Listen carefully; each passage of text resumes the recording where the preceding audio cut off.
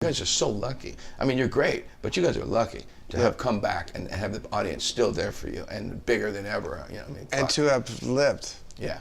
No, that's beautiful. Right. That's a success story. Yeah, yeah. And I really like the crowds. I'm like, I've met people that like follow us around or just bumped into somebody who's coming to the gig, you know, and they'll tell me some story, you know, that blows my mind.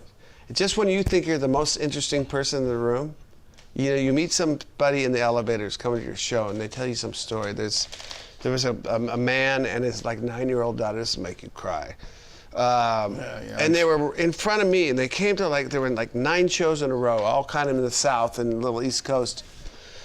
And Susan and I were out in New Orleans. We were walking down. We were going to go get on one of those rides with the horses and go get a tour. One of my favorite cities in the world. Right.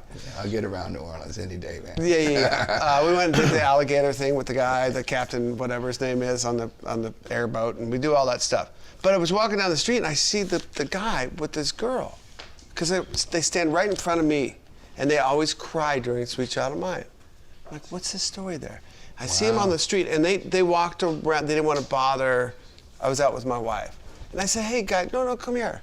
Can I talk to you guys? I love you. Like, I have daughters, right? I'm a sucker for that." I'm like, "What's your name, honey?" You know, I've thrown her pics. She had like my wristband on. She was wearing everything like I'd thrown to her during the shows, and her mom had died. The wife of this guy and the mom, and their favorite song was "Sweet Child of Mine" as a family. One of my faves too, by the way, for other reasons. So they're telling me the story, and I'm like, oh, and the dad's kind of like, I didn't know what to do with her, with my daughter. Like, we're grieving, so you guys announced this tour. We got tickets to one show, and now we're just keep coming, because I don't know what else to do.